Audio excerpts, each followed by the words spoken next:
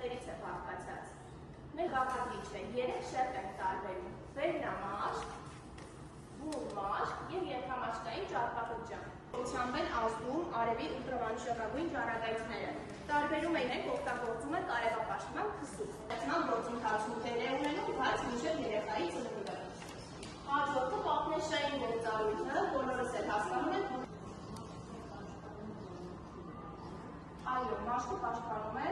որտեղ պատնեշն է հանդիսանում մանրեների հանդեպ, վիրուսների, այլ վնասակար գործոնների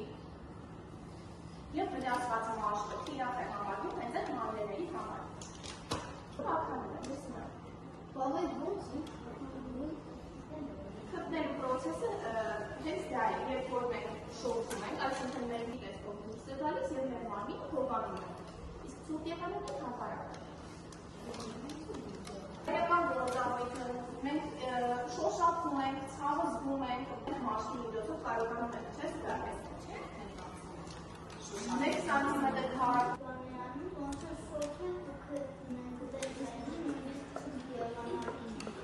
Երբ որ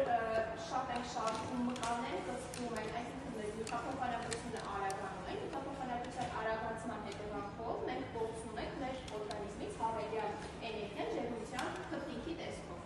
Եվ նաև նշեմ, որ մելանինը ունի պաշտպանական նշանակություն և մաշկի բաց գունավորում ունեցող մարդիկ իրականում ավելի մեծ վտանգի տակ են գտնվում, քան ավելի թույլ մաշկող մարդիկ։ Իսկ մաշկի գույններին խոսեցիք 3 շերտներ, ճիշտ է։ Բուն մաշկը մեր արևնատար անոթներն է գտնվում։ Եվ դրա համար արևնահոսություն է լինում։ Դուք երբևէ լսել եք քալերի հետազոտման մասին։ Մեր քալերը հետազոտվում են հատուկ սարքի միջոցով, որը կոչվում է դերմատոսկոպ։ Դեռ մի փորձ կարող եմ անել։ Ես սարքը կմիացնեմ, ցույց կտամ ձեզ։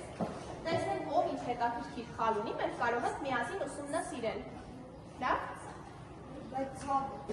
Չես թագերը մասնում, առաջ չես նրա կային երազնացում ցավը։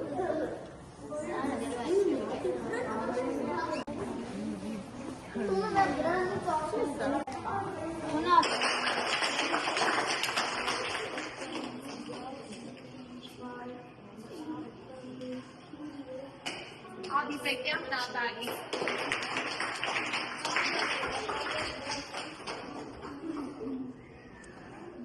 Միքայելյան Սոմնատ։